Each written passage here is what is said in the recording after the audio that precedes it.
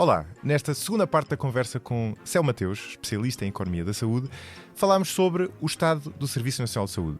Falámos sobre os vários problemas que de certeza já apanharam na televisão, nos jornais, nas redes sociais, a sobrecarga nas urgências, as faltas de camas para internamento, a falta de médicos de família. E falámos também sobre outras tendências mais de fundo para que a Céu chame a atenção e que é preciso não perder de vista porque tem um grande impacto nos problemas que o nosso sistema de saúde tem tido, tal como outros países desenvolvidos. Por exemplo, o impacto do chamado Dr. Google, ou atualmente poderíamos dizer o Dr. ChatGPT, na nossa relação com a procura de cuidados de saúde. Falámos também sobre dúvidas relativamente ao funcionamento do SNS, algumas das quais vocês provavelmente já tiveram. Por exemplo, um tema muito politizado hoje em dia, a questão da imigração. Em que medida é que os imigrantes têm direito a utilizar o SNS ou não? Se têm curiosidade, esperem até ao fim do episódio. E perguntei também à Céu, se ela fosse Ministra da Saúde, que medidas é que ela tomaria para melhorar o nosso Serviço Nacional de Saúde? De novo, esperem até ao final, porque a resposta também é interessante. Espero que gostem. Este foi um duplo episódio que foi quase uma aula sobre políticas de saúde e sobre a saúde em Portugal. Relembro que voltamos a este tema daqui a 2 semanas com um episódio duplo em que nos vamos focar mais especificamente no estado do SNS e como resolver os problemas do SNS com Fernando Leal da Costa e Alexandre Lourenço, 2 pessoas com experiência direta da gestão da saúde em Portugal. Até lá.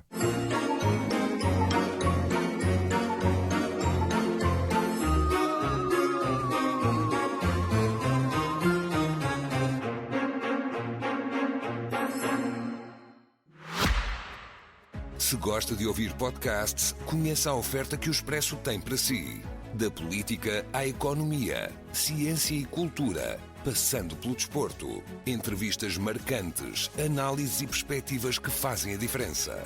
Ouça em expresso.pt e nas principais plataformas de podcast. Expresso. Liberdade para pensar. Eu queria falar agora Agora sim, do Serviço Nacional de Saúde.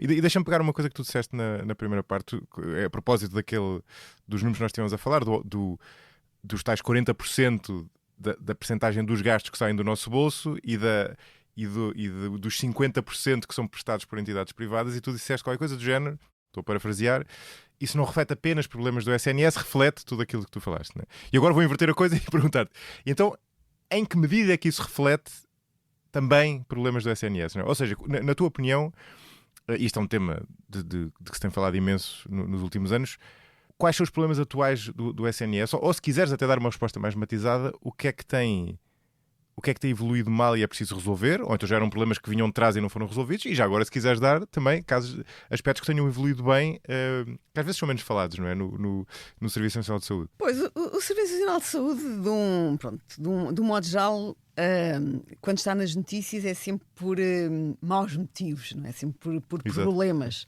Portanto, embora nós depois também saibamos, por investigação que é feita, que quando as pessoas utilizam, gostam, pronto, e grande parte do feedback não é sempre positivo, como tudo, não é? Mas é maioritariamente positivo e as pessoas de facto reconhecem o valor de existir um Serviço Nacional de Saúde. Portanto, uma das coisas que nós temos boas é ter no âmbito do Serviço Nacional de Saúde uma rede nacional de cuidados de saúde primários. Por exemplo, a Irlanda não tem cuidados de saúde primários organizados. Cuidados de saúde primários são os centros de saúde? Os centros de saúde, os USCFs, que agora estão dentro das ULS. Portanto, Unidades de saúde local. Unidades de saúde local. Há quem lhe chama as caixas, não é? A sério? As pessoas bastante mais velhas. Portanto, nós termos isso a nível nacional, que não existia sempre, não é? Não existiu sempre, é muito bom. Portanto, e foi um ganho grande. Outra coisa que nós também temos e que faz parte da rede do sistema de saúde, não do Serviço Nacional, mas do sistema de saúde, são as farmácias, que em muitos sítios são o único ponto de presença, não é, de um profissional de saúde, porque os farmacêuticos são profissionais de saúde, que existem em aldeias, não é? Pronto. É verdade. E nós muitas vezes esquecemos disso, mas é muito importante, principalmente para aquelas populações. E depois temos também muitos hospitais no âmbito... E as farmácias, desculpa interromper, têm um papel grande na vacinação, por exemplo. Agora, sim, mais recentemente tem tido um papel grande na vacinação e muitas vezes, quer dizer, o farmacêutico tem competências para prescrever medicamentos para prescrever, para sugerir. Sim. Não, porque os farmacêuticos não prescrevem. Ainda ontem me aconteceu com a minha filha, por exemplo. Sim, mas eles não prescrevem, sugerem, não é? Portanto, aconselham. A medicamentos não sujeitos a receita fazem médica. Um diagnóstico simples. Sim, mas têm essas competências. Portanto, não estão a fazer nada que não estejam habilitados para fazer. Estão habilitados para o fazer e podem-no fazer. Portanto, e o serviço, mesmo às vezes quando se telefona para o SNS 24, diz vá à sua farmácia, perguntam se o farmacêutico não tem indicação para ir para o hospital. Portanto, nós não devemos, embora os farmacêuticos e as farmácias não estejam dentro do Serviço Nacional de Saúde, fazem parte do Sistema Nacional de Saúde. Isso é um ponto importante. É uma decisão importante. Da capilaridade do nosso Sistema Nacional de Saúde. Explica já agora o que é que está dentro do Sistema Nacional de Saúde para além do Serviço Nacional de Saúde. Para além do Serviço Nacional de Saúde estão todos os prestadores privados que prestam cuidados de saúde em Portugal, portanto, que estão legitimados para o fazer. Portanto, estão todos os hospitais privados, estão todas as clínicas de meios complementares de diagnóstica e terapêutica, todos os laboratórios de análises clínicas, portanto, tudo aquilo que não é Serviço Nacional de Saúde, tudo aquilo que não é SNS, que não é tutelado pelo Ministério da Saúde, depois faz parte daquilo que é o Sistema Nacional de Saúde, portanto, onde também estão as farmácias. Mas, portanto, voltando ao Serviço Nacional de Saúde, portanto, temos os hospitais, temos os centros de saúde, e a quantidade de especialidades e de conhecimento e de inovação e tecnologia que nós temos dentro do sistema a todos os níveis, dentro do Serviço Nacional de Saúde a todos os níveis, é uma coisa espetacular. Não é? Portanto, nós só olhamos de facto para o que funciona mal, e há muita coisa a funcionar mal, mas aquilo que nós conseguimos fazer, vindos praticamente do zero, nós não nos podemos esquecer que, por exemplo, grande parte dos hospitais de Lisboa começaram ainda em conventos, não é? Portanto, há muitos hospitais que já foram construídos neste século, não é? Não neste século, mas no século XX. Pronto, e a mesma coisa acontece no resto do país. Portanto, houve um grande investimento em infraestruturas. Portanto, isso tudo são coisas positivas. Uma das coisas que eu acho que tem corrido menos bem... Desculpa, antes de dizer isso, já agora deixa-me só interromper-te. Outro aspecto que o nosso sistema de saúde qualifica bem é nas hospitalizações evitáveis, que é um caso interessante. Eu não sei exatamente qual é a explicação para isto, mas em várias doenças, asma, diabetes, falência cardíaca, nós estamos melhor do que a média europeia ou seja, hospitalizamos menos em vão, no fundo. Sim, hospitalizamos mais adequadamente. Isso Exato. tem a ver, por exemplo, com aquilo que eu estava há bocado a dizer quando disse que não existia uma rede de cuidados de saúde primários organizada na Irlanda. Tem a ver com isso. O facto de termos cuidados de saúde primários e das pessoas poderem seguir. Permite despistar esses casos. Não é despistar, é ter essas situações estabilizadas e monitorizadas. Okay? Sem precisar de hospitalizar a pessoa. Sem precisar de hospitalizar a pessoa. Porque aquilo que acontece é assim, a pessoa é hospitalizada com coma diabético quando aquilo está completamente descontrolado. Portanto, um doente que seja seguido no âmbito dos cuidados de saúde primários, eventualmente, uma pessoa com diabetes não precisa só de ser seguida nos cuidados de saúde primários, eventualmente também precisará de consultas de especialidade. Mas não precisa de consultas de especialidade com regularidade. Não é? Com regularidade vai ao seu médico de família que faz, portanto, o ajustamento da prescrição, se for caso disso, do especialista, e que manda para o especialista se houver ali alguma coisa que precise de ser vista. Pronto. Portanto, quando as situações crónicas são bem acompanhadas no âmbito dos cuidados de saúde primários, portanto, nós não precisamos de hospitalizar porque, de um modo geral, não se descontrolam. Okay? Também acontece, infelizmente, mas muito menos, e portanto nós aí conseguimos ter um indicador melhor nas hospitalizações evitáveis, pronto, porque aquilo que se espera é que nos dias de hoje, não é, um doente com uma doença crónica que seja proficiente na monitorização da sua doença, não a deixe descontrolar, não precisa ser hospitalizado. Ou seja, tem muito a ver com os centros de saúde, não é? Tem muito a ver com os centros de saúde e com os médicos de medicina geral e familiar, que de facto são uma peça fundamental em todo o sistema. Portanto, não é só para lhes apontarmos o dedo, não é? Dizer que os concursos ficam vazios e que há falta de médicos. Portanto, há falta, mas eles, quando estão presentes, fazem um trabalho que é muito, muito importante. Boa. Ias falar dos Das coisas mais menos boas, estavas tu a Das dizer coisas menos eufemisticamente. boas, pois, as coisas menos boas. Eu acho que há uma coisa menos boa que nós temos adotado muito recentemente, que é a necessidade de telefonar antes de ir a qualquer urgência no hospital, por exemplo. O SNS 24. O SNS. Não, a questão não é o SNS 24, portanto, é terem-se transformado praticamente todas as urgências em Portugal em urgências referenciadas. Portanto, eu não conheço nenhum outro país do mundo com o qual nós gostemos de nos comparar, onde a pessoa, antes de se dirigir ao hospital ou ao centro de saúde, tenha que fazer uma chamada para um call center, independentemente dos profissionais que estão nesse call center para fazerem a triagem dos doentes. Portanto, isto acaba... Mas nós temos de fazer... Quer dizer, o que acontece se fores a uma urgência sem ligar para o SNS 24? Por um lado, cobram-te a taxa moderadora, que, portanto, só as pessoas que são referenciadas pelo SNS 24 é que estão isentas. Pronto, isso é um incentivo, sim. Pois, é uma penalização, portanto, não telefona, paga. E nos centros de saúde podem-se mesmo recusar a centros de saúde, onde se recusam a atender as pessoas que vão sem ser referenciadas ou que não telefonaram antes. Portanto, eu sei que tu és contra isto? Estou contra isto porque isto é uma barreira ao acesso aos cuidados de saúde, quer dizer, porque de facto não é de espantar então que exista uma redução no número de urgências, porque nós criámos uma barreira às urgências. Portanto, a questão, portanto, mesmo a questão das urgências referenciadas para a obstetrícia, que é uma coisa que estava a ser experimentada em alguns sítios e agora, pronto, segundo as notícias que eu vi hoje, vai ser alargado ao país inteiro. Quer dizer, a grávida, antes de ir para o hospital, tem que telefonar, não é? Para saber para onde é que vai. Quer dizer, parece-me que a última coisa que uma mulher a parir, ou à beira de parir, precisa é de telefonar, seja para onde for, não é? E ter que estar ali a gerir mais aquele processo.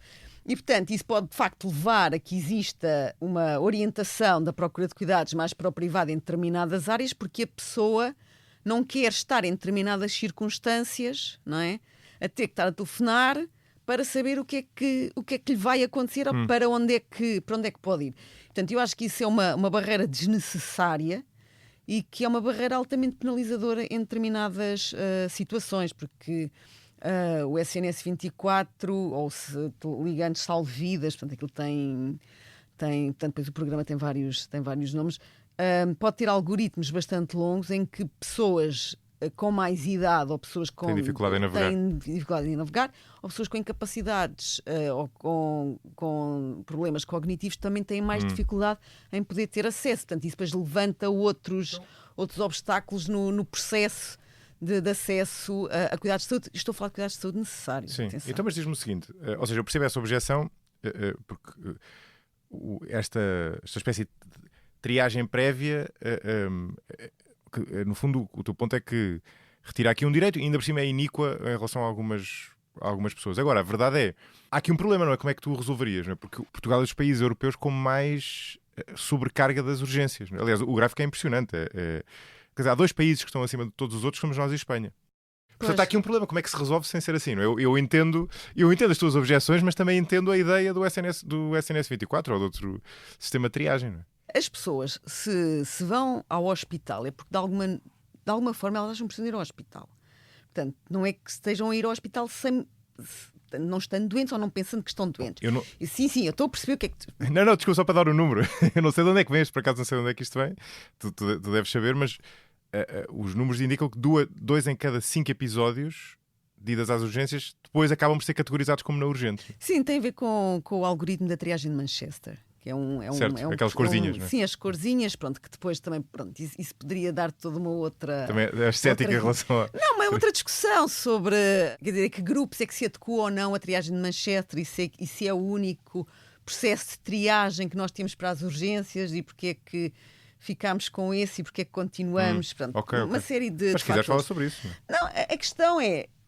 há 2 grupos que vão sempre desembocar, ou de um modo geral vão sempre parar às urgências, que são os grupos das crianças, não é? Portanto, uma criança que está com febre há 2 ou 3 dias, que a febre não baixa, a pessoa telefona ao terceiro dia, portanto, tens filhas pequenas, portanto, assim, vá ao hospital. E o outro grupo é das pessoas de idade, a partir dos 70, 75 anos de idade, a pessoa está ali com determinada coisa. Não há nenhum médico que lhe faça a triagem ao telefone, vá ao hospital, pronto, não se sabe. Pronto. Isto os médicos dizem, não é? Que a partir de determinada idade a pessoa, de facto... Pois, na dúvida vá ao hospital. E, portanto, muitas vezes são estas decisões também que as famílias estão. A questão é perceber porque é que os centros de saúde, não é? E nós sabemos que há havendo falta de médicos nos centros de saúde, não é? Porque é que não dão resposta a determinadas situações? Portanto, porque grande parte portanto, porque a procura das urgências, eu sei que nós temos em Portugal um número elevadíssimo, mas não é. Portanto, Espanha também acontece. A Inglaterra também acontece, as pessoas também esperam 10, 12 horas nas urgências dos hospitais, quando lá conseguem chegar. Inglaterra, quer dizer, o Reino Unido está fora deste gráfico por ser... Exato, cometeu a inconveniência de ser da União Europeia. É uma pena que até gostaria para aparecer bem em alguns indicadores, ali com a ajuda dos nossos amigos ingleses. Exato.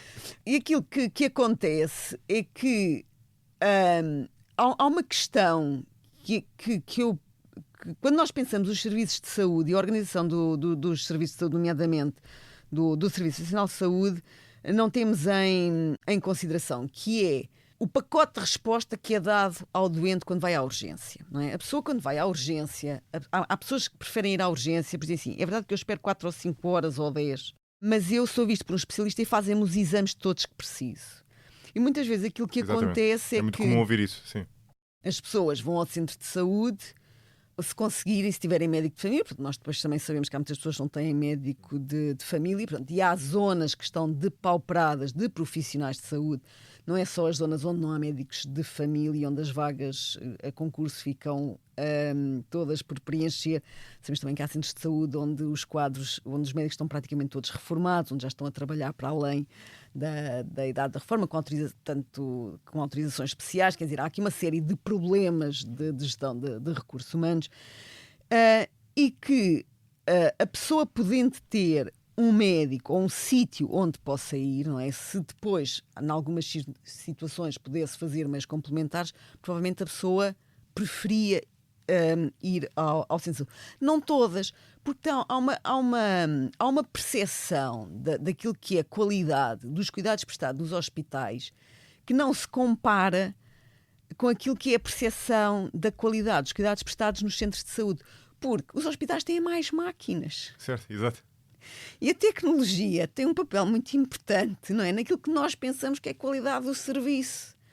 Pronto, é impossível dizer que um hospital não é tecnologicamente mais avançado que um centro de saúde. Portanto, nós sabemos que os centros de saúde não têm capacidade para fazer meios complementares de diagnóstico e terapêutica.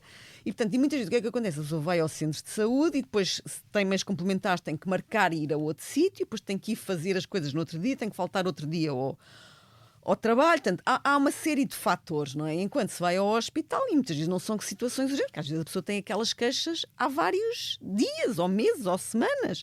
Naquele dia deu-lhe jeito, ou lembrou-se, isto não passa há não sei quantos meses, deixa-me lá ir ao hospital resolver esta situação. Isto não há aqui uma fórmula mágica. Portanto, obviamente que nós, tendo implementado esta barreira no acesso, não é? Portanto, com o telefonema, conseguimos reduzir o número de urgências, não é? Portanto, os números saíram já esta semana. Conseguimos. Sim, houve uma redução. Portanto, os números saíram agora há pouco tempo, não? E, portanto, há essa informação. A questão é se isso é uma mudança sustentada ou não, não é? Porque ainda só temos um ano de evidência, portanto, vamos ver como é que isto se passa daqui para a frente. Pronto, e se há depois outras trocas, portanto, em termos de setores, ou algum impacto em termos da mortalidade. Portanto, embora tivesse que ser assim uma coisa tremenda, não é? Para ser muito óbvio em termos de resultados em saúde. E descendo o nível aqui na causalidade, o que é que está por trás destes problemas nas urgências? Eu não conheço os números da evolução, mas tenho a ideia que eles não foram sempre tão graves, não é? Isto tem que ver com a falta de profissionais de saúde, a procura às urgências, os entupimentos das urgências, não é? Ou seja, o que é que mudou aqui? Foi a oferta ou foi a procura? Ou seja, foram os Na verdade, nós não temos menos médicos e enfermeiros, até temos mais. Não, não é? até temos mais. Eu não trabalho num hospital, nunca trabalhei num hospital. Felizmente sou saudável o suficiente para não ter que recorrer nem diretamente, nem por causa de nenhum familiar com regularidade às urgências. Eu penso que serão fatores dos dois lados, embora aquilo que nós ouçamos também não seja igual em todo o país. Pois, exato. Sim, isto é um fenómeno muito do Há alguns hospitais... Lisboa e Tejo, não é? E Val do Tejo. Pronto, sim. É precisamente a região onde há mais falta de médicos de medicina geral e familiar, portanto, onde as vagas que vão ao concurso ficam por preencher. Pronto, porque depois aí há outros fatores que levam a que os médicos não se fixem nesta região. Portanto, no Norte isso não acontece.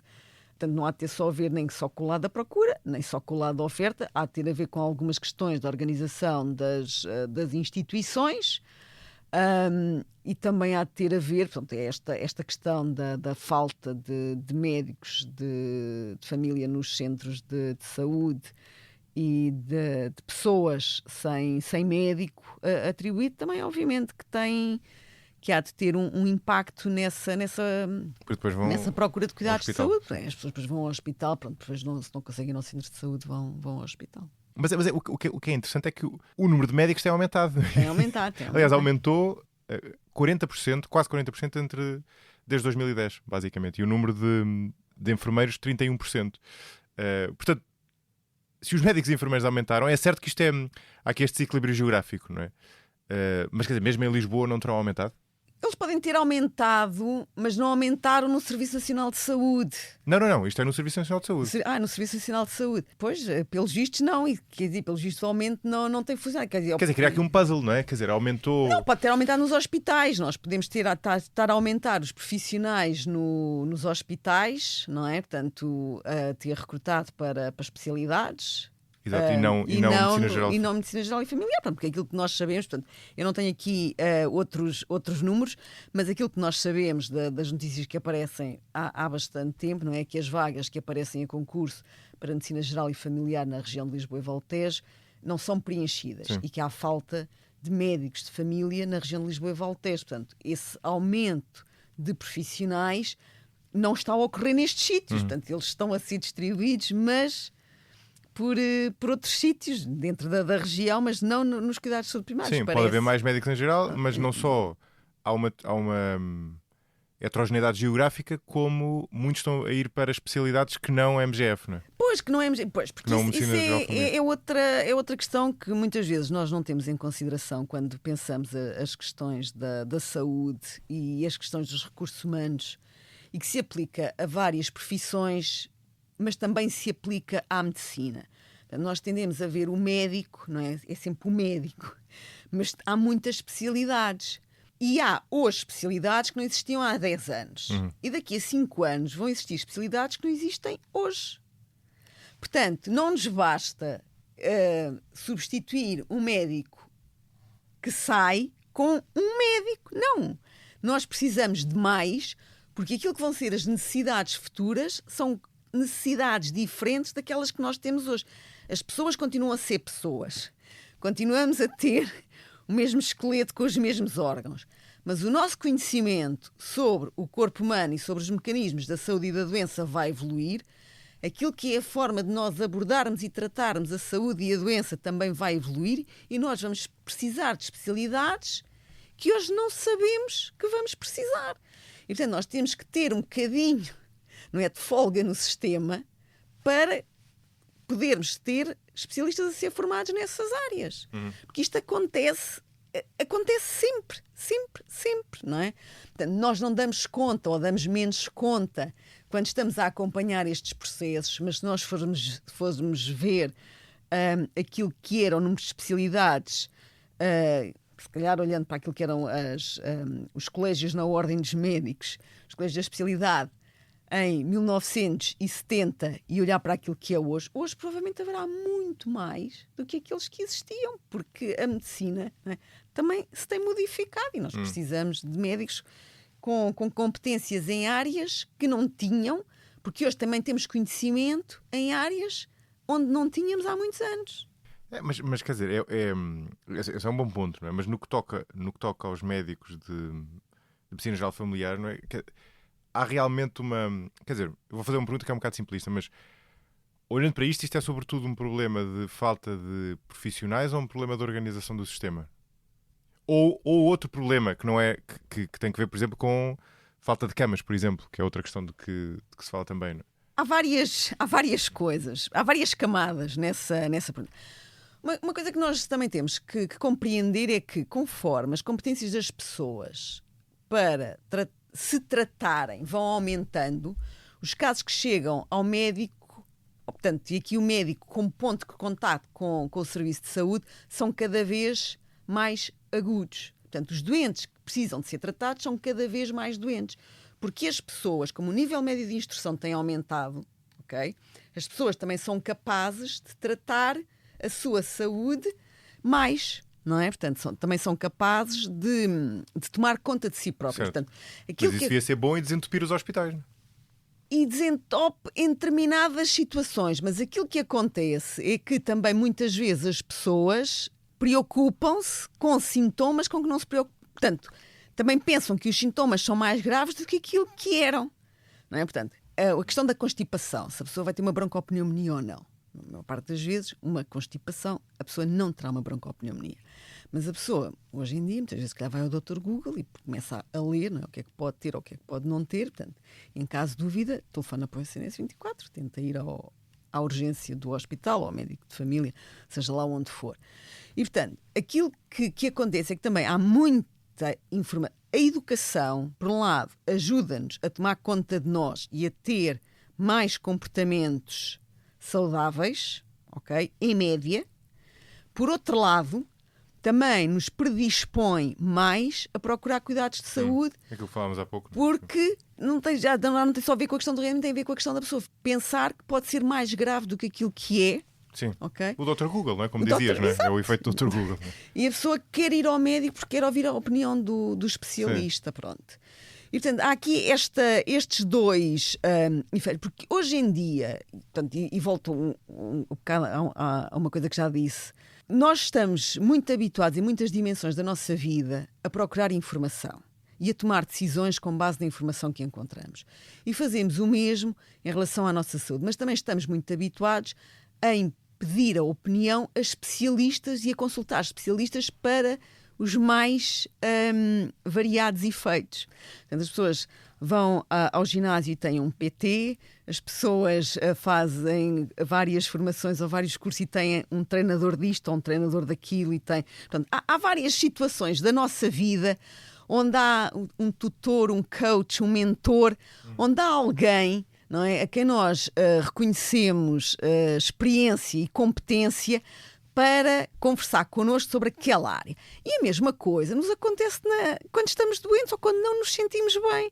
Pronto, porque, de facto, há uma questão da simetria de informação que acontece em contexto de saúde e de doença, não é, em relação aos médicos, que nós nunca conseguimos eliminar. Os médicos vão ter sempre muito mais informação do que nós sobre a nossa saúde e as nossas doenças do que nós. Portanto, a única situação em que isso às vezes é ultrapassado é no caso das doenças crónicas, não é? Em que a pessoa convive com a sua doença tanto tempo que a pessoa sabe melhor o que é que precisa às vezes do que o próprio médico que a segue. Mas isto são exceções, não é? Portanto, e aquilo que a pessoa quer é nunca ter nenhuma doença crónica que a torne especialista na sua doença. Pronto. Mas, portanto, há esta necessidade e aqui é outra vez a questão das máquinas não poderem substituir o contacto humano. A pessoa pode pesquisar um bocado, pode ler umas coisas, vai até um determinado ponto, mas depois ali há uma parte em que já não precisa. Portanto, a pessoa não se pode prescrever um meio complementar de diagnóstico, não é? A pessoa não se pode prescrever um medicamento. E, portanto, se quer uma coisa um bocadinho mais evoluída, com mais tecnologia, tem que ir ao médico, tem que falar com alguém. Portanto, há essa necessidade de procurar os cuidados de saúde. E tu achas que tem estado a aumentar por causa disso também, é isso? Isso é uma teoria interessante. Eu acho que isso... Acho que contribui para aumentar. Nós conseguimos hoje tratar em ambulatório e em casa situações que não tratávamos há 20 anos, ok? Portanto, temos o hospital em casa, temos cirurgias de ambulatório que não fazíamos há 20 anos, portanto, temos muita coisa que conseguimos fazer fora do hospital que não conseguimos fazer há 20 anos atrás. Isso, ou fora do hospital ou com admissão em alta no mesmo dia. Isso é um aspecto extremamente positivo. Pronto. Portanto, isto faz com que as camas que são necessárias sejam camas para cuidados mais agudos, para pessoas mais doentes, que são aquelas depois que precisam de ser internadas. Portanto, a tua questão tinha começado pela questão de se tínhamos ou não, por exemplo, camas que chegassem. E, portanto, nós... É um tema que se fala muito, não é? É um tema que se fala muito. Por um lado, nós, durante a década de 90, conseguimos reduzir muitas demoras médias de internamento nos hospitais do Serviço Nacional de Saúde. Pronto, tínhamos demoras médias de internamento bastante elevadas, depois conseguimos descer bastante devido a sistemas de classificação de doentes, a monitorização, portanto, uma série de medidas de organização. Portanto, aquilo foi descendo e com alguns incentivos ou penalizações financeiras. Pronto. Mas aquilo, a partir de determinado momento, nós temos ali outra vez a lei dos rendimentos marginais decrescentes a funcionar. Aquilo já não, portanto, nós já temos os doentes que conseguimos tratar fora do hospital, nós já os estamos a tratar fora do hospital, já não conseguimos muito mais, não é? Portanto, a partir de determinado momento, aquilo torna-se... É muito, muito difícil fazer baixar as demoras médias e continuar a reduzir o número de camas à velocidade que estávamos a reduzir antes. Sim, okay? mas continuamos acima a ter menos camas do que a média europeia e estadias mais longas do que a média europeia. Salvo erro. Pois, portanto, que é um paradoxo, não é? Sim. Portanto, isso também não é, pronto, porque nós temos uma distribuição muito assimétrica de hospitais no território nacional, não é? Portanto, nós temos, pronto, eu sei que os hospitais agora estão organizados em ULIS, mas para as pessoas mais antigas e que ainda se organizam mais por cidades, portanto, nós temos 5 hospitais no Alentejo, temos Porto Alegre, Elvas, Évora, Beja e o Hospital do Litoral Alentejano. Não é? E depois, no Algarve, há 3 hospitais, edifícios físicos, não é? Que é Faro, Lagos e Portimão. Portanto, e depois nós temos, não sei, mais 30 e tal hospitais, portanto, e com mais edifícios físicos no resto do país. Portanto, a distribuição geográfica dos hospitais em Portugal é muito, muito desigual. Pronto, eu sei que nós também temos populações diferentes, mas temos tempos de acesso muito longos no Alentejo, obviamente, não é? Porque temos uma grande dispersão de hospitais. Portanto, e, obviamente, depois também em determinadas situações torna-se difícil reter as populações porque não há, por exemplo, acesso facilitado. Não é facilitado acesso aos cuidados de saúde quando é necessário. Pronto, e em algumas regiões, portanto, isso de facto depois vê-se que é de outra maneira. Coimbra e Porto têm muito mais... quando nós olhamos para o mapa em termos de distância em tempo, não é? Coimbra e Porto é muito mais fácil quem mora nessas zonas chegar rapidamente ao hospital do que quem mora no resto do país. Mas nós temos tido um crescimento muito grande de camas no privado. Portanto, nós, repare, se os hospitais privados continuam a crescer, é porque têm negócio, não é? E, portanto... Mas faltam camas no público. Mas a questão é se faltam camas no público, ou seja, quando nós dizemos que o nosso número médio de camas está abaixo da média europeia, não é? É porque nos faltam camas no público ou porque faltam camas no país? Porque não é a mesma coisa. Claro. Sim. Não é? Portanto, a questão aqui é perceber se nós estamos a deixar de prestar cuidados necessários à população que não consegue, ou se estamos a empurrar população dos cuidados de saúde do Serviço Nacional de Saúde para os serviços privados ou não. Mas estas camas incluem os privados, certo? Ou não? Eu penso que não. É só do SNS? É só do SNS. Porque a questão de reporte do... Camas hospitalares. Pois é. Sim. As camas hospitalares e a questão do reporte não é... Quer dizer, aquilo que são as exigências de reporte de dados não são exatamente as mesmas para o setor público e para o setor privado. E, portanto, de modo geral, essas estatísticas são só feitas com o setor público, pelo menos os dados portugueses. Penso que estás a olhar para dados da OCDE, não sei. Sim. Mas geralmente é isso que acontece e, portanto, são só as estatísticas dos hospitais do Serviço Nacional de Saúde. Ok. O que se costuma dizer em relação às camas é que nós temos, porventura, menos camas do que precisaríamos, mas também, é verdade, também há países que têm muito menos camas do que nós, a Holanda e a Suécia, salvo erro, e depois há números que indicam que as pessoas permanecem internadas durante mais tempo do que deviam. Cá. Ou seja, que poderíamos fazer um uso melhor destas camas que não são tantas assim, mas também não são tão poucas assim. Pois, quer dizer, isso mais uma vez, o panorama não será idêntico a nível nacional. Portanto, há hospitais onde isso provavelmente acontece, há outros hospitais onde isso não acontece tanto e não acontece o mesmo em todos os serviços. Porque há uma distinção que muitas vezes talvez as pessoas não tenham ideia, que é a distinção entre aquilo que são as especialidades cirúrgicas e as especialidades médicas. Do modo geral, as especialidades cirúrgicas, as pessoas, portanto, são atividades, são internamentos mais programáveis, não são sempre programados, mas são mais programáveis, portanto, tirando os casos de acidentes e emergências, e consegue-se, se é um internamento programado, consegue-se fazer com a devida antecedência os meios complementares de diagnóstica e terapêutica antes, e, portanto, a pessoa entra, é operada, fica o tempo necessário e é mandada para casa.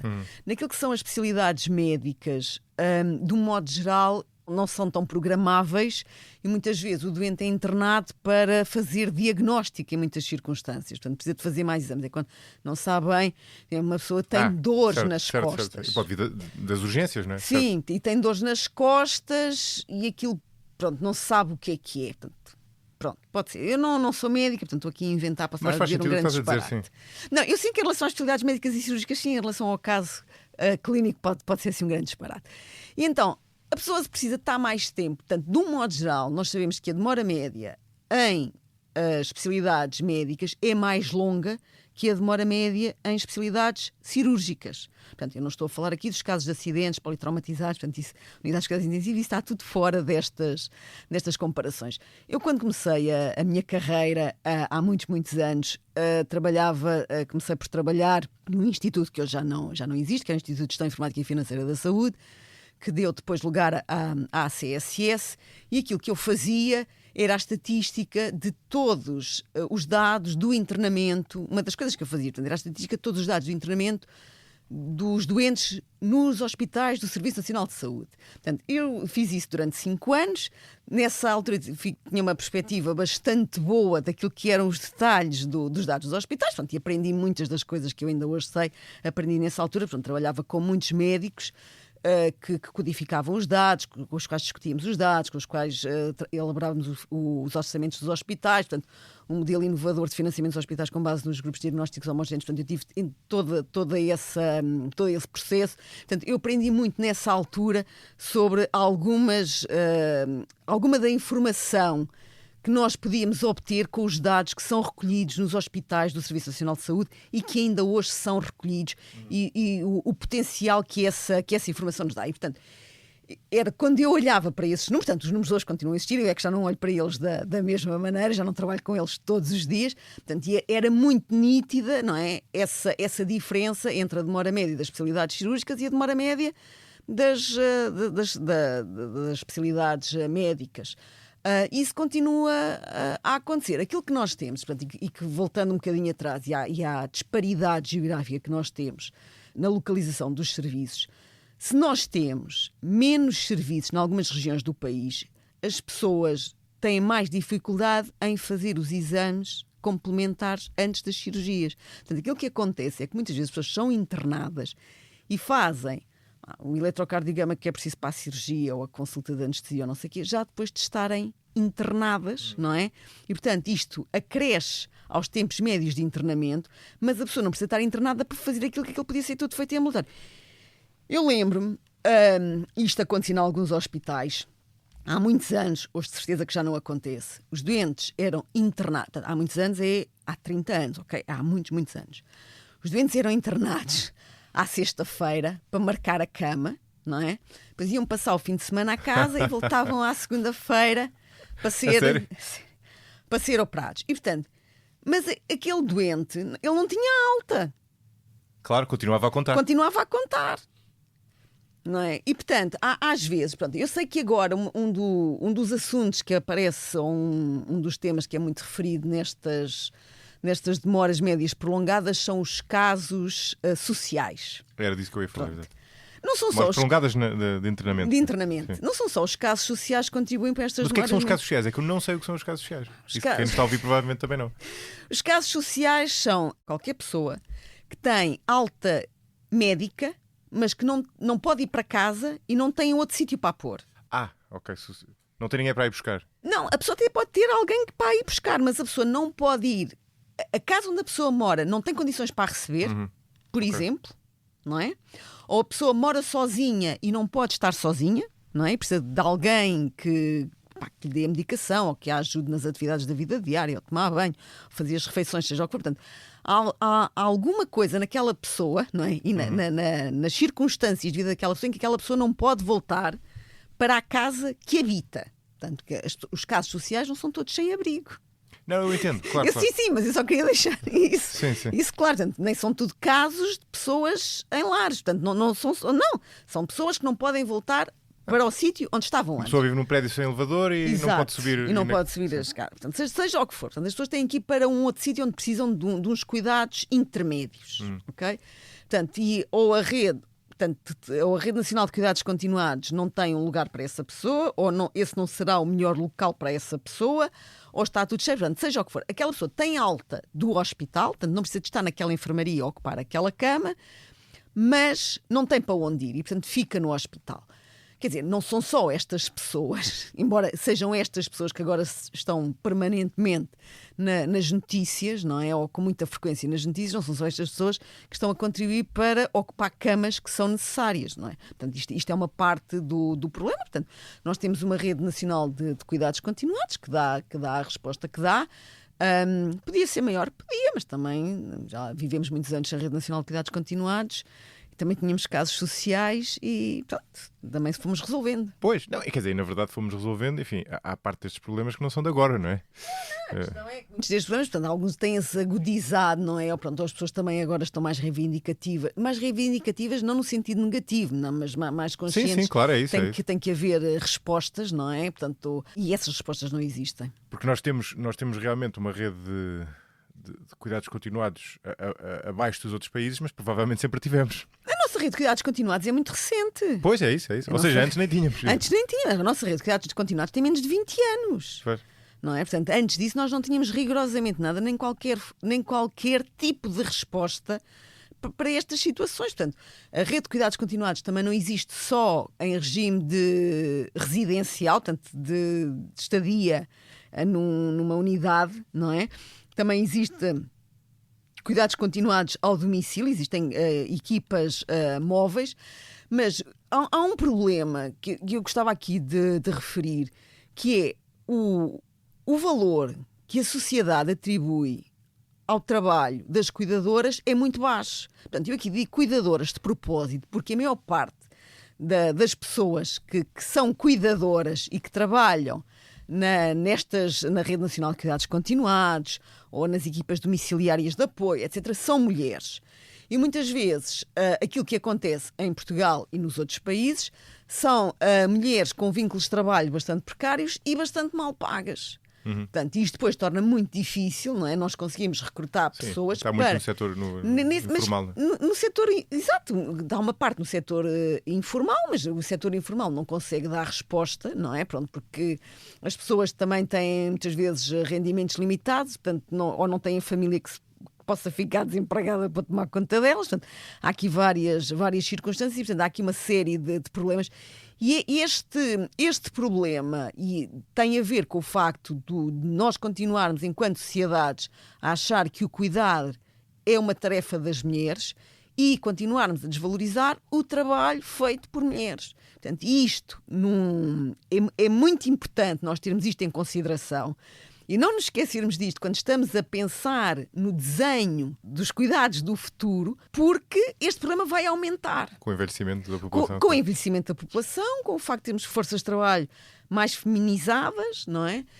E continuarmos a desvalorizar o trabalho das mulheres. Portanto, isto não é estar a dizer mal dos homens, é só estar, de facto, a dar conta daquilo que é a disparidade de rendimento entre homens e mulheres para profissões idênticas, pronto, e nota-se em todas as áreas e principalmente na área do cuidar, que é uma área muito deixada às mulheres, não é que os homens não a possam fazer, podem-na fazer, mas encontram empregos melhor remunerados noutras áreas.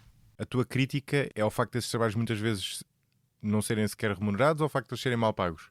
Por um lado... Quer dizer, porque eu pergunto isto porque há um lado... Não, sim. Percebes o que eu quero dizer? Percebo. Pronto, por um lado, às vezes é por se achar que deve ser a família a fazê-lo, portanto, e não serem remunerados todos. É isso, era o que eu queria chegar. Este é um fato. Embora nós tenhamos em Portugal o regime do cuidador, não é? Portanto, não podemos esperar que o cuidador informal pague as contas a cuidar, não é? A pessoa continua a precisar de dinheiro e tem que estar. A pessoa, o familiar ou o cuidador, que nem sempre é um familiar que está a fazer isso, portanto, está-se a substituir a um profissional que o possa fazer. Portanto, embora essa pessoa possa não receber tanto como um profissional, tem que receber algum dinheiro porque continua a ter que viver, não é? Pronto. E depois, quando essas profissões, quando as cuidadoras são pagas, muitas vezes nós temos sempre a falar de pessoas que estão a receber o salário mínimo e muitas vezes sem contratos de trabalho a longo prazo. Nós encontramos, por exemplo, se tu fores a lares ou a residências assistidas, pronto, que lhes queiras chamar, vês que há muitas imigrantes a trabalhar lá, portanto têm competências, não são pessoas que não tenham competências para aquilo que estão a fazer, mas é quem está neste momento a ser recrutado, quem se está a conseguir recrutar para fazer esse trabalho, portanto, e depois, pronto, mas que é sempre tratado como um imigrante. Portanto, e aqui a questão é exatamente igual àquilo que se passa em Inglaterra. A Inglaterra tem exatamente o mesmo problema. Portanto, eu dou o exemplo de Inglaterra não para nos consolar, mas porque é outra realidade que eu conheço bastante bem e que vou acompanhando, e tem exatamente o mesmo problema. Portanto, são principalmente mulheres imigrantes que estão a trabalhar nas nursing homes, com cuidados de trabalho precários, a trabalhar por turnos, pronto, e portanto aquilo cria imensos problemas, porque depois também há falta de mão de obra, mas pronto, nunca há uma disponibilidade para pagar aquele trabalho por mais dinheiro. Mas se há falta de mão de obra, devia fazer subir os salários. Não é?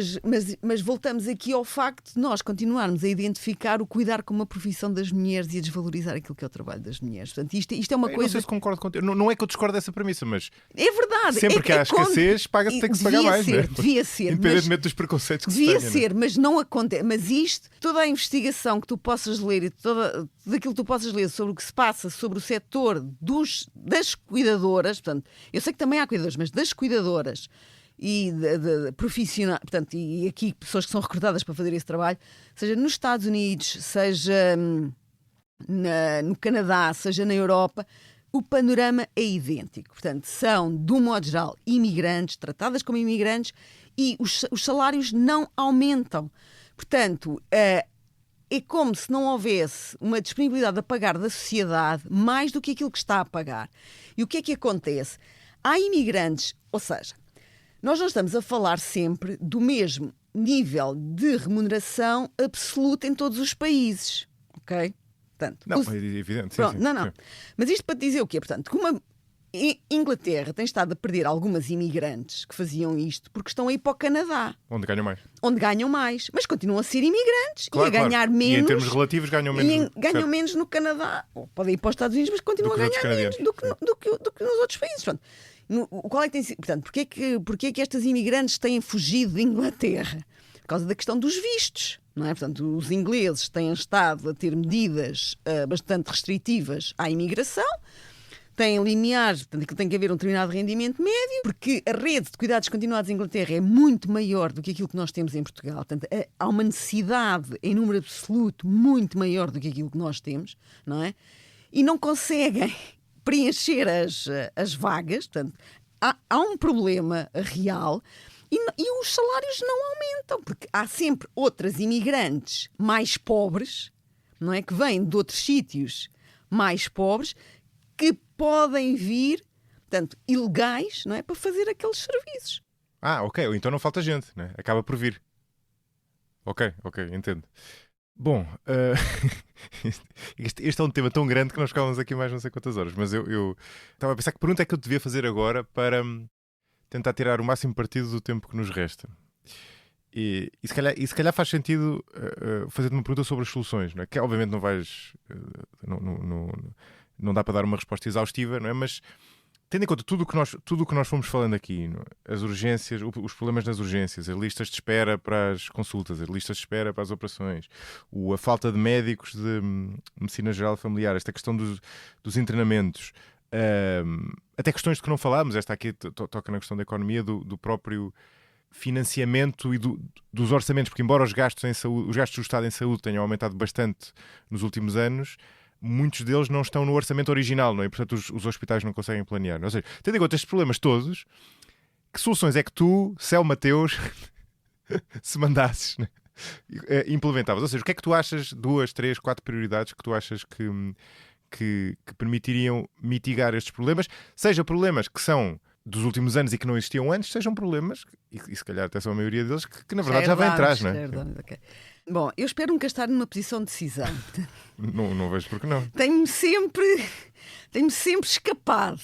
É importante nós termos em consideração a infraestrutura humana, as pessoas que estão nos lugares e que trabalham lá todos os dias. Uma das coisas que tem acontecido em Portugal, não só, mas muito desde a Troika, tem sido uma grande luta pela redução do número de funcionários públicos, por exemplo. Pronto, por motivos vários, não vamos estar agora aqui a discutir esses motivos que não interessam. O Serviço Nacional de Saúde, assim como o Sistema de Educação e muitos outros serviços públicos, não funciona sem pessoas. E nós, devido à própria especialização dos cuidados de saúde, nós vamos sempre precisar de mais pessoas. Nós nunca vamos conseguir melhorar o Serviço Nacional de Saúde sem pessoas. Portanto, é importante, e nós temos estado a recrutar mais médicos, isso é bom. Precisamos também de recrutar e reter enfermeiros, outros profissionais e todo o tipo de técnicos que são essenciais. Muitas vezes nós não percebemos que a pessoa que está hoje na recepção dos centros de saúde ou do hospital é uma pessoa que tem que ter competências muito diferentes da pessoa que estava sentada no mesmo guichê, no mesmo sítio, há 40 anos atrás. Portanto, enquanto há 40 anos atrás era um telefone PBX, provavelmente, não é? Hoje em dia aquela pessoa tem que saber mexer num computador, tem que saber utilizar vários softwares.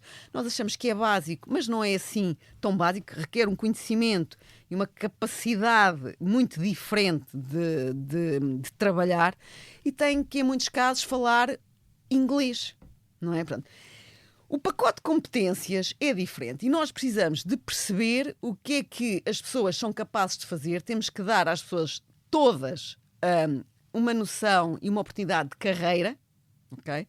Isto é uma das coisas que em Portugal tem sido muito desconsiderado nas mais variadas áreas e é uma das coisas que acontece em muitas das queixas e das discussões e das negociações que existem entre as ordens e o Ministério da Saúde ou entre os sindicatos e o Ministério da Saúde, portanto, porque depois as pessoas têm noção que é muito difícil fazer carreira, portanto querem grandes salários de entrada, porque depois acham que nunca vão chegar a lado nenhum, toda a gente quer chegar ao topo da carreira. Portanto, há aqui vários problemas, porque o futuro é bastante instável. Não instável num sentido negativo, mas instável no sentido de nós não sabemos o que é que vai ser. Portanto, há muitas... Imprevisível.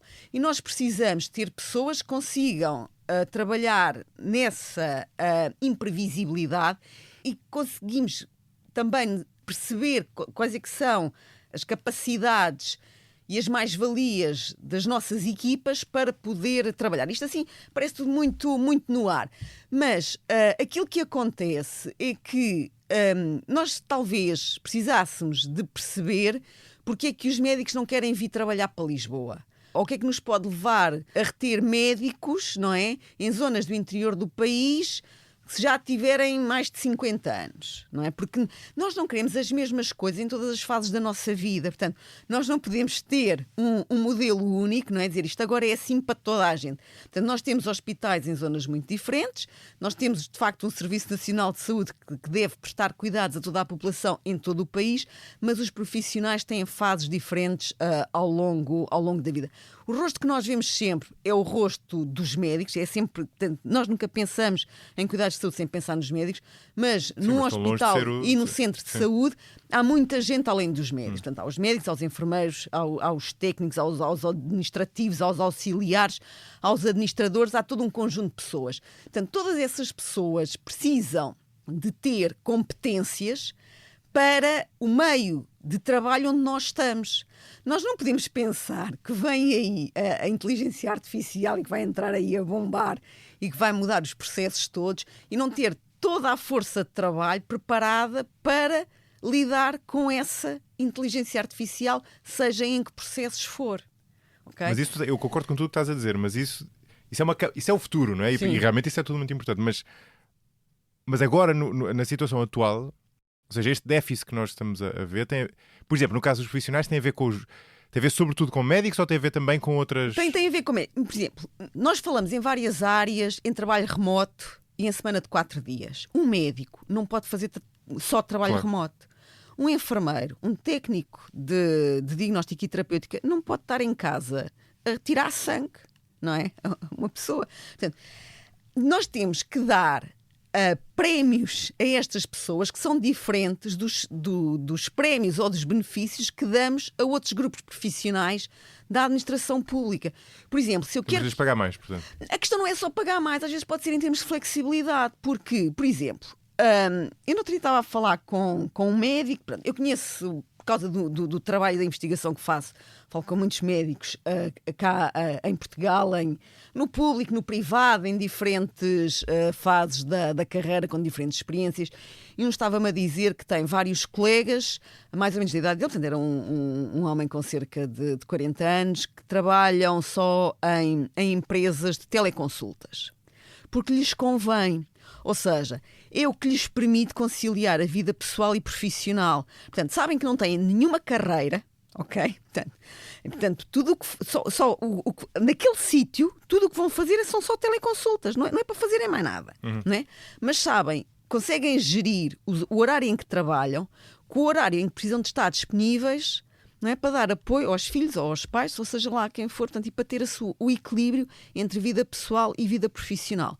Nós não nos podemos esquecer que as carreiras médicas, portanto, e não só, mas são sempre a carreira que nós vemos como faltando mais nos cuidados de saúde, foram desenhadas por homens para homens.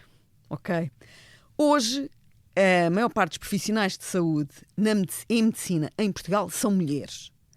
E não só essas mulheres, como muitos dos homens que estão a entrar na carreira ou que já estão na carreira, não querem ter a mesma vida que tinham os médicos há 50 anos atrás. E estão no seu direito. E nós temos que reconhecer isso. Portanto, nós temos que perceber, portanto, se essas pessoas querem trabalhar menos horas, qual é que é o salário pelo qual estão disponíveis a trabalhar menos horas?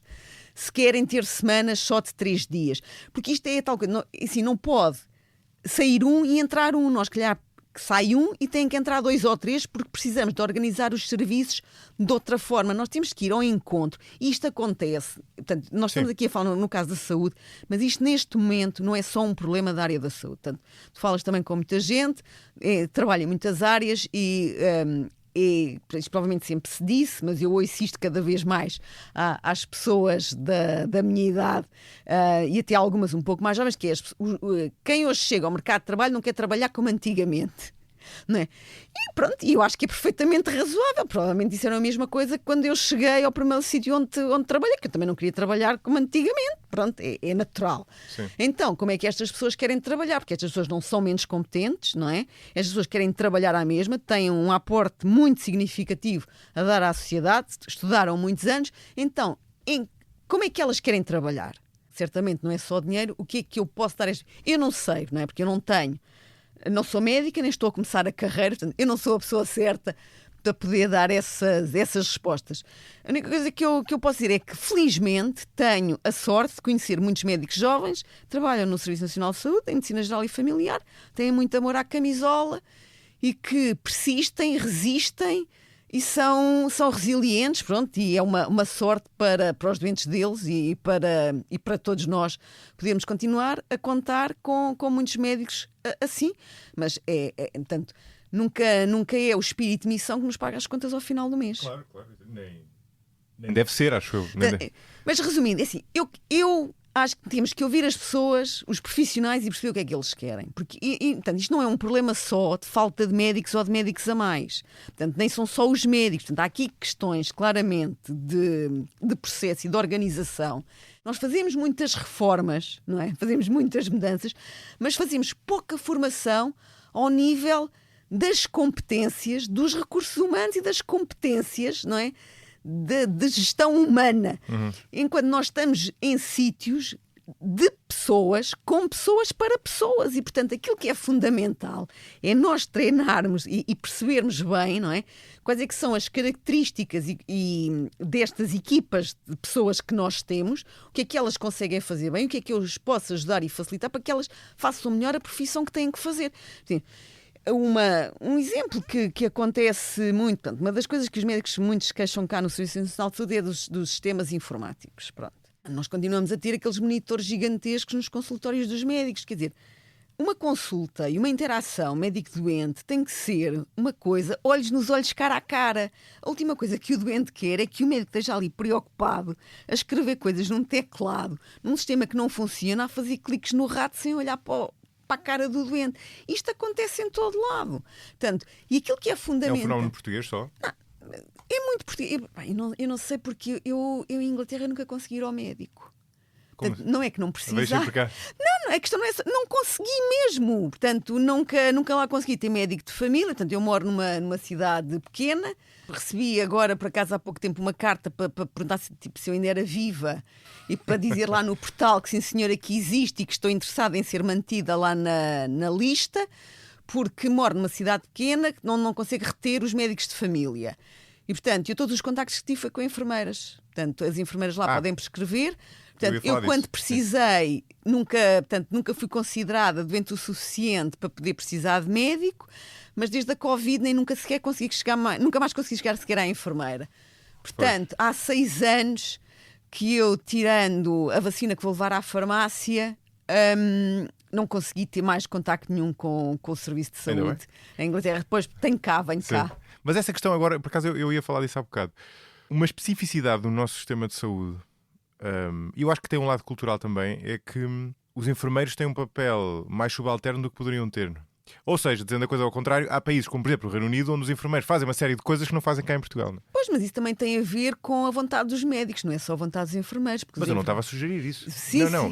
Aliás, na verdade, eu estava a pôr a culpa, se quiseres pôr a coisa dessa forma, nos pacientes, não é? Ou seja... Não, mas não tem só a ver com não tem a ver com os doentes, não tem a ver com os doentes, tem a ver muito com aquilo que os médicos acham que são atos médicos e atos de enfermagem. É isso, pronto, é isso. Mas são os médicos, não são os doentes... Bom, whatever, independentemente da culpa, não é? Não, a responsabilidade... Portanto, ou seja, essa situação não se pode mudar, não é?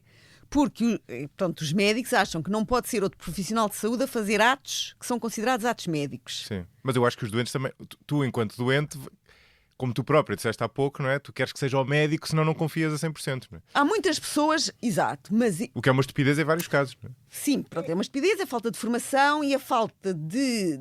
E é não se perceber qual é que é o nível de instrução que tem que ter um enfermeiro, não é?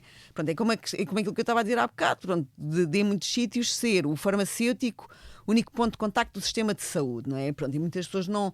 De facto, vão à farmácia, aconselham-se, mas não percebem, de facto, que o farmacêutico tem formação para poder fazer aquilo, não anda ali a ler umas coisas ou dar uns bitites de acordo com o sítio de onde vem o vento, não é? E a mesma coisa em relação aos profissionais de enfermagem. Já agora, desculpa, só um factoide interessante. Eu aqui há uns tempos estive a dar uma formação na ANF, na Associação Nacional de Farmácia, e eles contaram-me que eu não sabia que na Irlanda, salvo erro, os farmacêuticos têm um papel ainda mais interventivo e eles podem escolher eles próprios um medicamento. Ou seja, fazer um override, como é que se diz? Sim. Sobrepor-se à decisão do médico. É interessante. A questão é, nós, a partir do momento em que os médicos são os primeiros a dizer que os enfermeiros não podem fazer, não é? As pessoas não vão confiar que os enfermeiros podem fazer. Certo. Ok? Portanto, se os médicos disserem, nós reconhecemos, não é? Confiamos que o enfermeiro pode fazer isto, então, ok. Porque libertar os médicos de determinadas tipos de tarefas, não é? Não é estar a menorizar ou a menosprezar o trabalho dos médicos, é estar a dar tempo aos médicos para poderem fazer coisas que os enfermeiros não podem. Justamente. Não é? Portanto, isto aqui é aquilo que nós chamamos o skill mix e tentar otimizar os recursos humanos que temos, não é? E ter as pessoas a fazerem aquilo que podem fazer de forma adequada, porque há muitas coisas que os médicos fazem que os enfermeiros nunca poderão fazer, não é? Por exemplo, as gravidezes em Inglaterra são vigiadas por enfermeiras. Portanto, só se a mulher tem um problema de saúde e é uma gravidez de risco, é que é seguida por um médico. Caso contrário, são só enfermeiras ou enfermeiros, não sei. E ocupa imensos recursos. Sim, portanto, aquilo vão para o lado. Depois podem me dizer assim, aquilo lá não corre muito bem. É verdade, mas não é por causa de serem enfermeiras. Portanto, é por outros motivos completamente diferentes. Deixa-me só já agora falar de 2 temas que eu tinha aqui. Tu há bocado estavas a falar do mapa das urgências. E é interessante porque o mapa mostra a vermelho as regiões que estão mais longe do acesso à emergência. E muitas destas regiões estão na fronteira com a Espanha. O que é muito interessante. Ou seja, estas pessoas elas estão a ser penalizadas por esta coisa mais ou menos arbitrária das fronteiras administrativas, não é? Porque uma pessoa que vive, eu não faço a mínima ideia disto, mas uma pessoa que vive na fronteira com Espanha, e se tiver um hospital, em muitos destes casos terá um hospital espanhol muito mais próximo. Pode ir lá? Em alguns, pode. E fará provavelmente isso em vários casos, não é? Houve uma altura quando António Correia de Campos foi Ministro da Saúde que fechou várias maternidades. As pessoas, portanto, as mulheres que estavam grávidas e teriam bebês em Elvas, não é? Depois às vezes iam a Espanha. Portanto, uma das questões era se valia a pena nós mantermos ali aquela unidade de obstetrícia quando se podia ir à Espanha fazer a mesma coisa. E houve um acordo com um hospital, eu acho, da zona da Galiza, ou um centro da zona da Galiza, relativamente ao transplante de pulmão. Pronto, uma coisa de muita especialização, pronto, em que não faz sentido haver muitos centros no mesmo país, e depois por questões geográficas havia aquele centro para onde se enviavam doentes. Isso é possível recorrer a cuidados de saúde do outro lado da fronteira. Isso levanta depois vários problemas ao nível do pagamento dos cuidados e, portanto, depois ao nível do financiamento dos cuidados. Porque esses portugueses que vão à Espanha, se eles trabalham em Portugal, não é? Se eles trabalharem em Espanha, não é? Eles estão a pagar impostos em Espanha, claro, e, portanto, têm direito ao serviço de saúde neste momento, enquanto cidadãos portugueses. Portanto, por serem residentes cá, talvez. Bom, eu acho que neste momento é muito difícil saber exatamente onde é que eles calham. Bom, mas eles estão a pagar impostos em Espanha, terão direito ao Serviço Nacional de Saúde em Espanha, porque é onde estão a pagar o imposto sobre o rendimento. Os que trabalham em Portugal pagam impostos todos em Portugal, não é? Portanto, não têm direito ao Serviço Nacional de Saúde espanhol. Podem lá ir, nomeadamente em situações de urgência, porque depois há acordos entre os países para cuidados transfronteiriços. E depois o Estado paga ao Estado espanhol.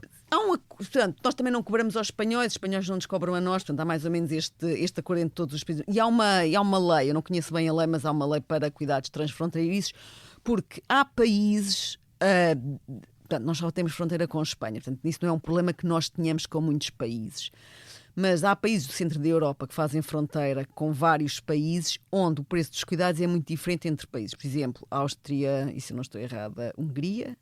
Provavelmente. A Hungria tem cuidados de dentista muito mais baratos que alguns países à volta, não é? E, portanto, mas não quer que os recursos do seu serviço de saúde estejam a ser utilizados por residentes e cidadãos de outros países. Portanto, há várias coisas que tornam um bocadinho complexa essa utilização. Mas em alguns sítios, portanto, isso ocorre, não é? Porque a pessoa está mais perto, de facto, do hospital de outro país do que do hospital do seu país. E isto leva-nos a outra pergunta que eu te queria fazer, que é uma coisa que atualmente Portugal tem muito mais estrangeiros do que teve no passado, e ao mesmo tempo também acho eu ter alguma coisa a ver com a circulação de informação e a internet, o que falámos há bocadinho, que é a questão do atendimento a estrangeiros. É um tema que causa imensa polémica. E pelo que eu sei, o nosso SNS não exclui estrangeiros. Não sei se isto é o caso em todos os SNS. Ou seja, é universalista também nesse aspecto. Não é? Tem havido algumas alterações recentes e, portanto, eu penso neste momento só os imigrantes legais é que, de facto, têm... É que podem aceder. Exato. Os outros não são postos na rua. Sim, os residentes. Os outros não são postos na rua, mas ser-lhes cobrado... Portanto, aquilo, porque, ou seja, para quem não é residente, não é? E para um turista, portanto, depois há vários grupos de turistas, portanto, um turista da União Europeia é tratado de forma diferente de um turista dos Estados Unidos ou de um turista de outro continente. Portanto, aqui isto já são muitos detalhes. Mas, de facto, isso é verdade em Portugal. Portanto, todos os imigrantes residentes com título de residência legal têm direito. Mas isso faz sentido, são residentes, são pagar impostos, não é? Sim, mesmo tanto alunos de Erasmus. Portanto, há toda uma série de situações em que as pessoas não sendo portuguesas, têm direito. Isso não acontece, por exemplo, em Inglaterra. Um imigrante legal em Inglaterra tem que pagar, neste momento até já os da União Europeia, têm que pagar uma sobretaxa por 2 ou 3 anos, e que é uma quantia considerável para poder ter acesso ao Serviço Nacional de Saúde inglês. É? É. E não é assim tão pouco dinheiro. Portanto, isto já existia antes. Portanto, antes do Brexit, já existia para os imigrantes fora da União Europeia. Portanto, eu tinha colegas dos Estados Unidos, colegas da Índia, etc. Portanto, da África do Sul, de onde fosse, tinham que pagar portanto, e qual é a lógica? Eu estou a assumir que a pessoa está a pagar impostos, não é? Eles pagam impostos. Não pagando, faria todo sentido. Mas os ingleses, aquilo tem uma lógica. Eles não estavam lá antes a pagar impostos. Portanto, eles estão a beneficiar de uma infraestrutura para a qual não contribuíram. Sim, certo. E portanto, não é absurdo. Não é absurdo, mas este princípio vigora também para os ingleses que emigraram e voltaram, não nos cuidados de saúde, mas, por exemplo, na universidade, para terem ou não direito a pagar propinas como residentes. Ok? Portanto, isso é uma situação que eu tenho acompanhado bastante, portanto, que é uma área onde trabalho, e, portanto, porque tem a ver com esta lógica. Criou um investimento, claro. Há um investimento, há uma infraestrutura para a qual não contribuíram, ou deixaram de contribuir há não sei quantos anos, e, portanto, então o estatuto deles passa a ser diferente. E em Inglaterra isto acontecia, e acontece neste momento com todos os imigrantes, em Inglaterra têm que pagar esta sobretaxa, que ainda é considerável. Ainda dói. Ainda dói. Não, e é uma grande barreira, porque aquilo é por indivíduo da família, não é? Portanto, em algumas famílias aquilo é uma quantia considerável. Pois. Pronto, e muitas vezes, por questões de reconhecimento de diplomas, de certificações, de habilitações, etc., só o homem é que trabalha. Portanto, há ali uma série de complexidades. Eu tenho vários colegas que são imigrantes de outros países. Portanto, eu cheguei antes do Brexit, tenho settled status, portanto, a minha situação é completamente diferente. Os meus colegas que já chegaram depois do Brexit também já têm outra situação, já estão a pagar, mas tenho colegas de outros continentes com situações legais um bocadinho mais complexas, e a questão dos vistos, do pagamento destas sobretaxas, etc., de facto, nós não temos noção do impacto que isso tem na vida das famílias imigrantes, e eu não estou, portanto, os meus colegas trabalham na universidade, portanto são académicos como eu, não estou a falar de pessoas que não têm qualificações, portanto, mesmo para estas famílias às vezes é complicado. Pois. Portanto, isto de ser imigrante não é fácil. Olha, Céu, alguma coisa que eu não tenha perguntado? Alguma outra sugestão, alguma outra proposta que queiras partilhar aqui de antemão para depois implementares quando fores ministra?